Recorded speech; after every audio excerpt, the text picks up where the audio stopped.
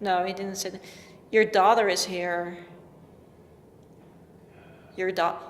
So the doctor went to her probably and said, your daughter is here. She wants to see you. And you probably, I guess, you would just go, no. No, I don't want to see her, no. Let her go away.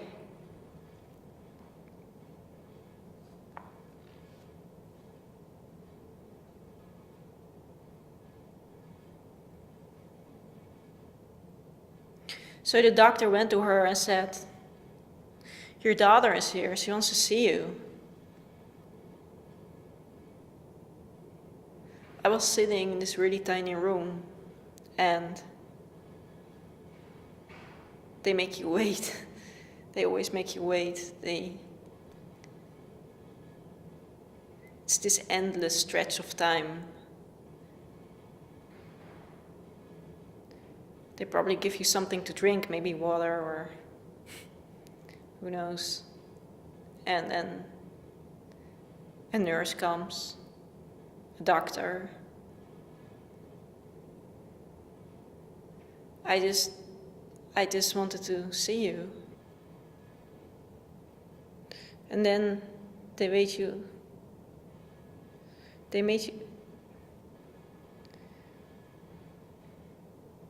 you wait more and longer and longer, and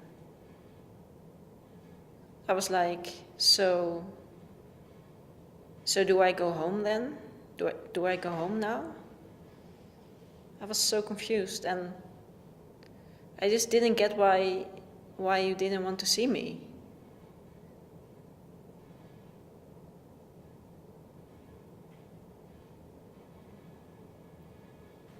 Were you ashamed?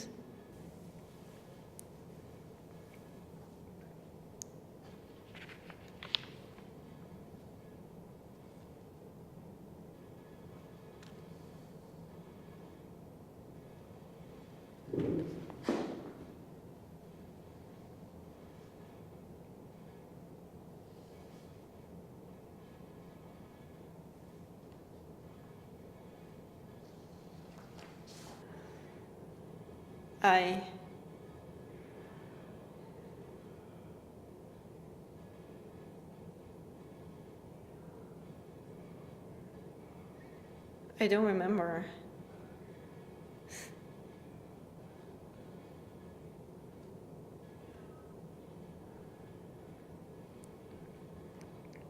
So the doctor probably went to her and said, your daughter is here. Can you... No, he didn't say that. Your daughter is here. You would just go, no. No, I don't want to see her, no. Let her go away. And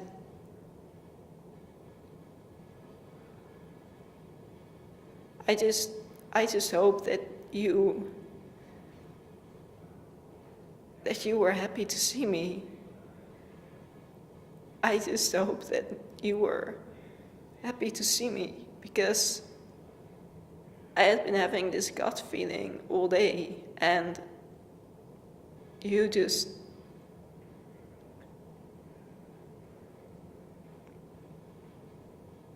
And then they made me wait for such a long time in this tiny room. And I guess there was no one I could call, because who was there to call? I mean, I'd spoken to Dad and he was in the house. God knows why he stayed in the house, but... And I just wanted to see you. And you probably just said, no, I don't want to see her, let her go away. And I guess that you were just ashamed, that you were just so ashamed.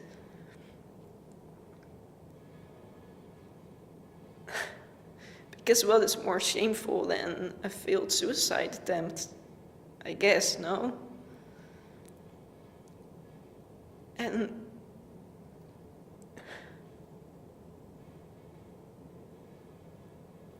they made me wait for such a long time in this tiny room. Not in the normal waiting room, not with the other people.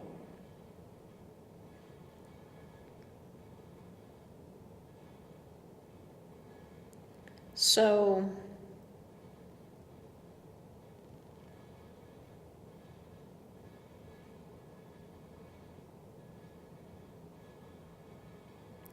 then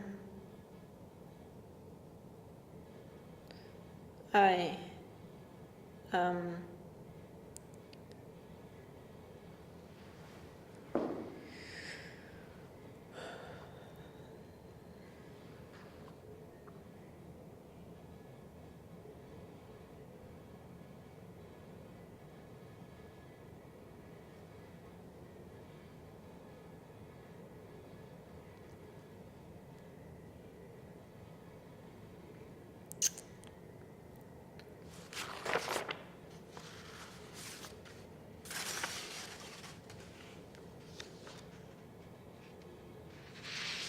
so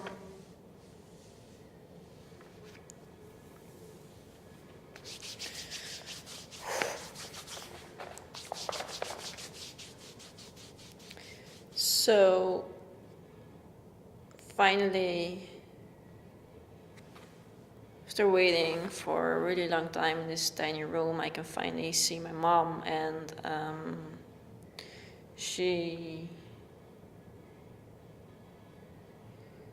they take me to this room, and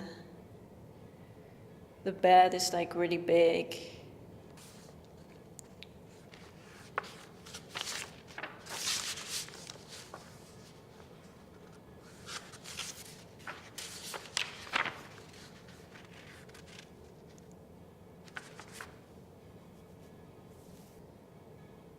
I don't know why. I don't know why I couldn't say my mom's in the hospital, I have to leave. Probably because my mother wanted to keep it a secret. She wanted to keep the whole divorce and all the troubles at home. She wanted to keep it a secret.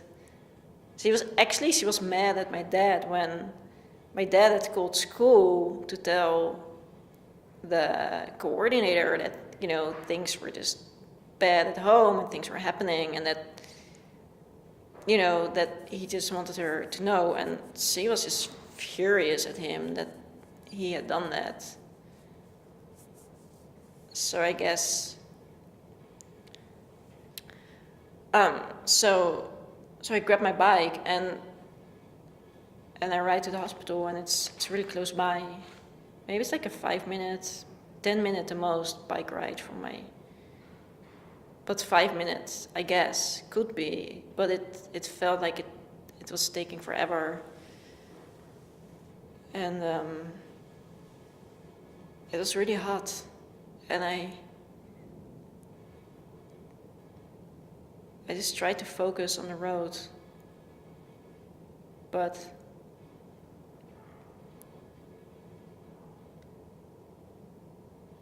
and I bike there, and it's just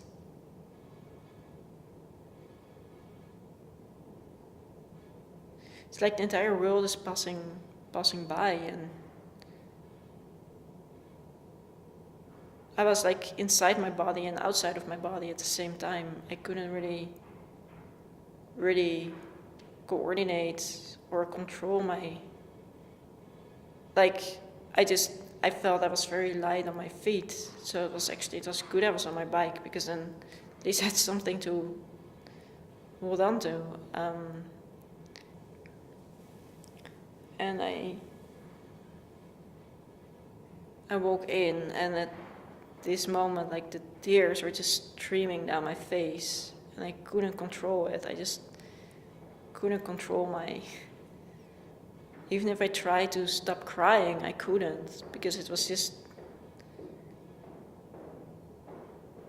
And then I walk in, and I go to the desk, and I ask this lady, "Where's my mom?" to give her the name, and I was just crying, and I kept my sunglasses on. And this lady says, I cannot find her. Are you sure it's in this hospital? Couldn't even hear her. I was just passing, the words were just floating by me, and I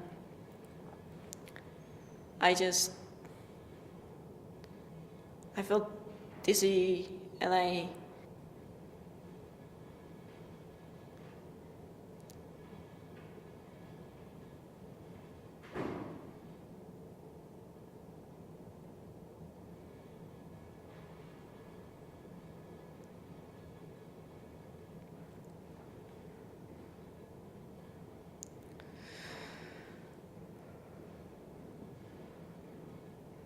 it's really cold here.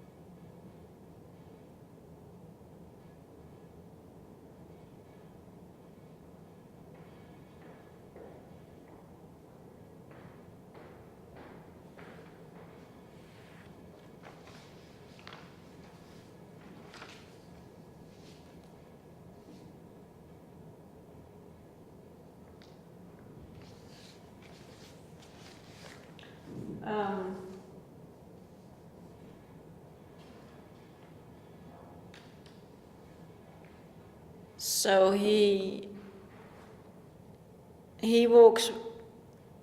goes away, he leaves her alone. I don't know why he would leave her alone. Why would you leave someone alone who's so sad and so devastated and like someone where she had already tried to commit suicide several times before. It was not the first time. Like, she tried 6 times in 1 year. I mean, any kind of like normal thinking human being would think like, she tried to commit suicide several times, she's really upset, so you know what, I'm just gonna go and walk the dog. But I wasn't there, but in the morning already I knew it was just so terribly wrong. And I would just, like, even just leaving her like that, it tormented me. It broke my heart. How can you leave someone? And he comes home and he finds her.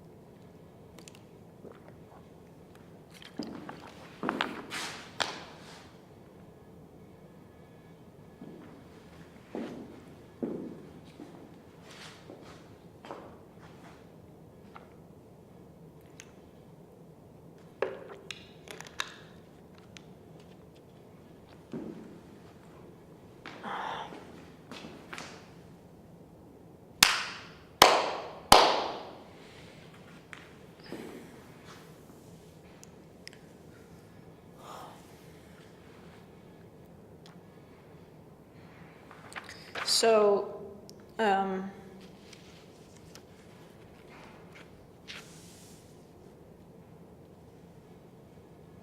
So can you go one more time when you see her,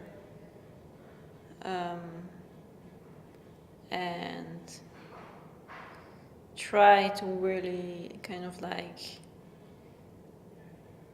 imagine being there.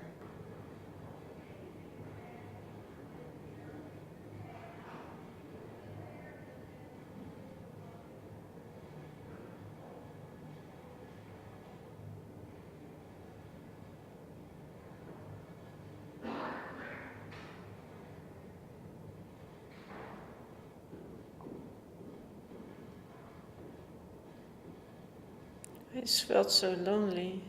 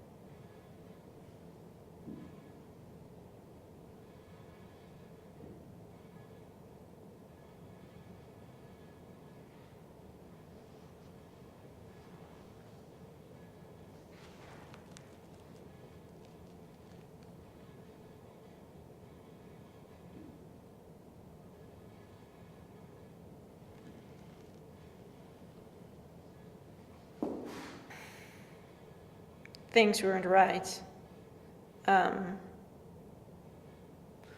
Because, so, I was home, and normally I work in the mornings. It's this summer job that I'm having, sitting behind the desk for this company, and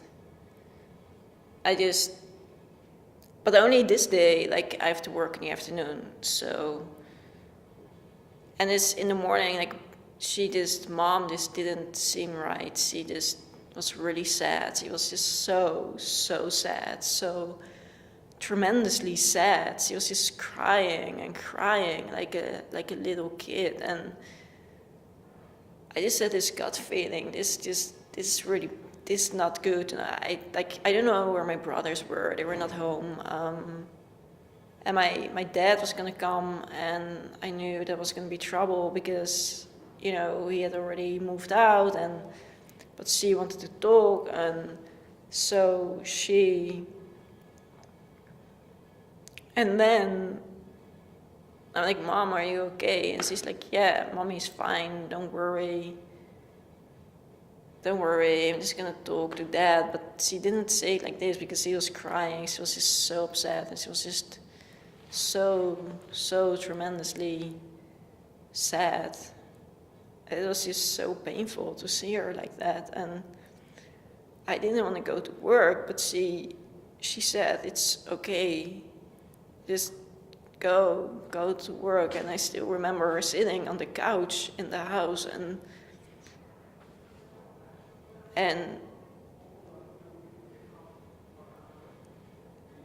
I remember I walked down, we were at this open staircase that goes in like circles, and so she was sitting on the couch on the lofted room, and the staircase just goes past that, and I had the top floor, and I had grabbed my stuff, and I walked down, and like one more time I asked Mom, is everything okay? I mean, I can stay home. I mean, I probably could have said I was sick or something, or that I couldn't come in to work, but she's like, no, it's fine. And I was like, well, Dad's gonna be here, so at least he's not by herself, right? But I just had this gut feeling, and I remember her sitting on the couch and I was just crying like this little kid, and I walked past her on the staircase, and later, like, I think I remember because it was the staircase that she tried to hang herself. And then I was at my work and I was just so worried, and I just knew. So I go home later in the afternoon, and Dad picks up, and I just know, things are just really bad because he's already moved out, right? So why would he pick up the phone?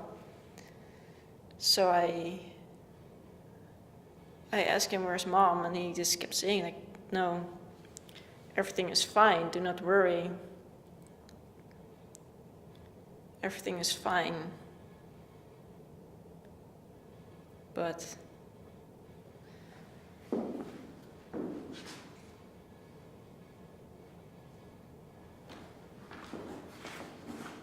and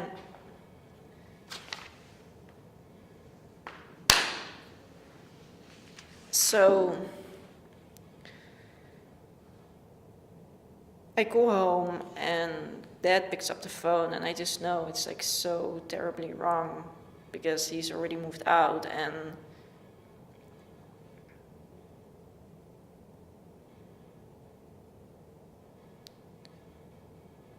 then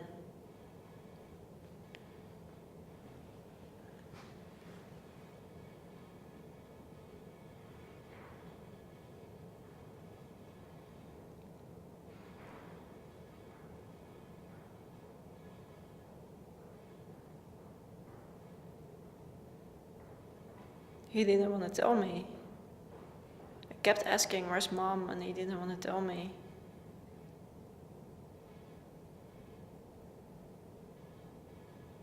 But it wasn't the first time either, so I mean, he just... Also don't know why he was there and not at the hospital. So finally he tells me, yeah, that's right, you can go into that part now where you actually tell the story of when you go to the hospital. I think it's really good. Okay. So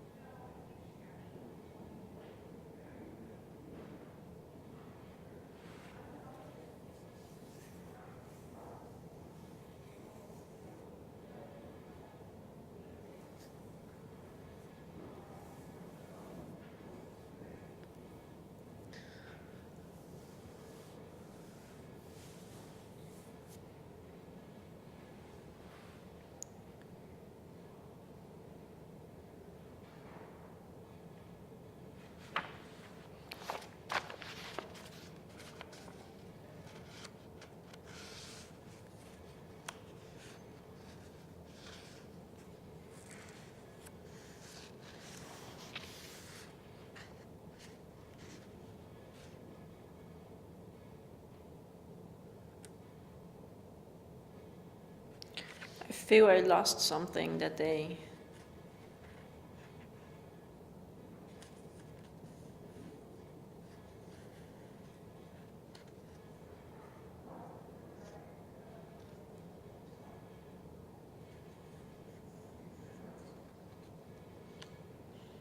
something that I never have gotten back.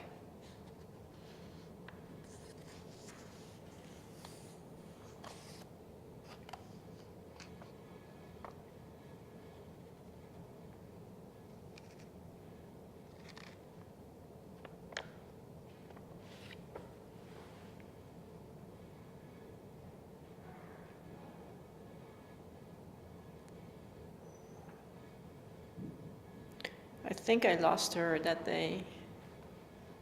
I think I really...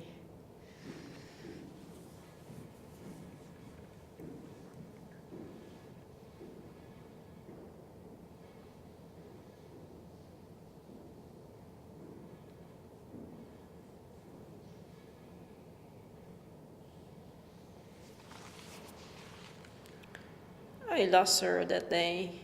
I really think so, because I just couldn't forgive myself for leaving her that morning. Whereas I knew that it was just so wrong, that I just had this gut feeling.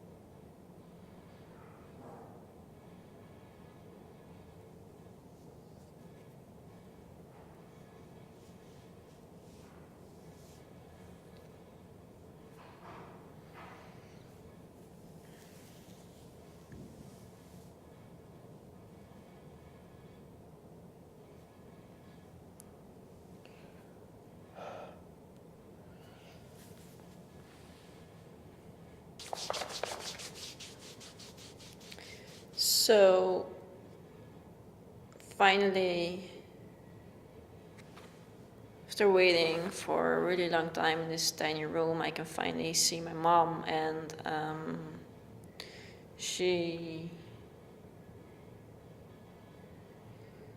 they take me to this room, and the bed is like really big. The bed is so big, and she's there, and she's lying with her knees up, and she looks so small and fragile, and I go, and her neck is all purple, and her eyes are blue, and she's all bruised, and she has this blood crust on her head, and they tell me, don't get scared because of that, it's just a blood crust. And it's sticking to her hair. And she doesn't want to look at me.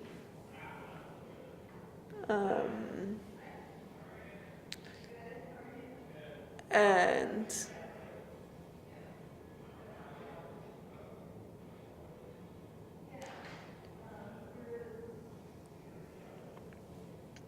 she,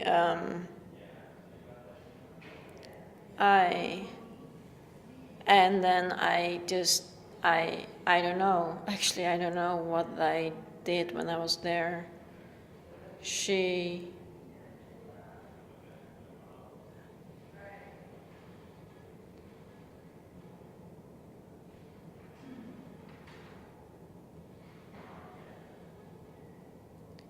she was there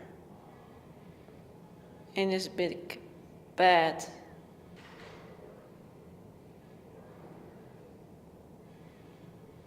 And her neck was all bruised and her purple. And her eyes are blue and she has this blood crust on her head. She looks so fragile and so small.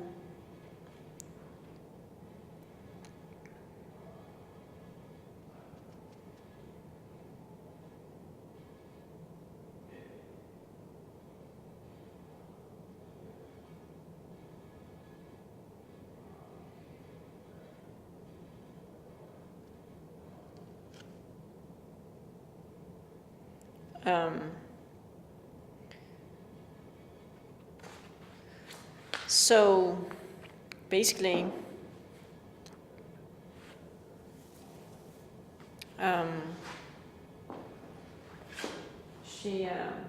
she was hospitalized after that for half a year in a psychiatric institution. And I would go after school every day. No, not every day. I would go after school twice a week. And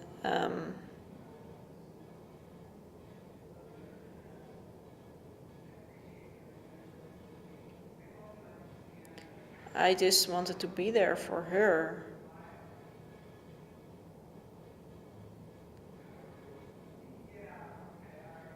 And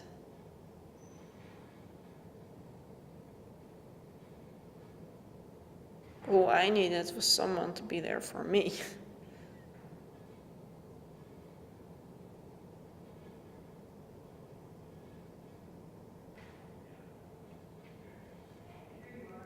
She looked so small and fragile. As she doesn't want to look at me, she looks away. And I hold her hand. No, I don't know if I hold her hand. I imagine that I hold her hand.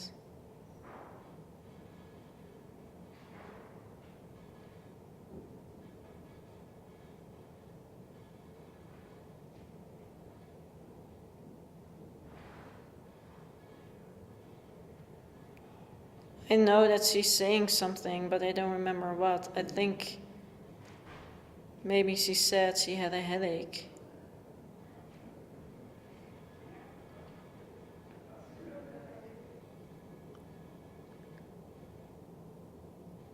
There was nothing worth living for anymore.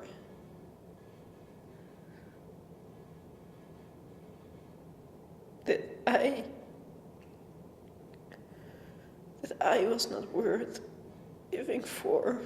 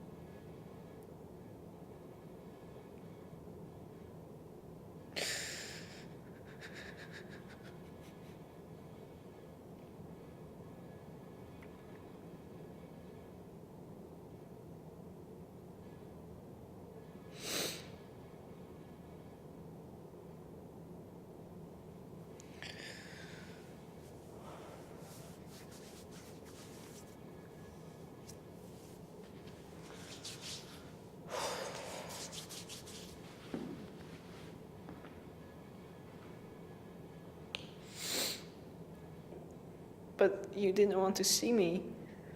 And I don't even know if I knew at that moment what had happened.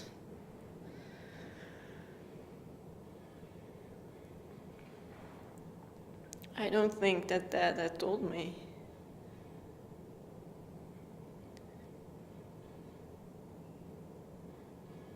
Okay, maybe now we go to the part where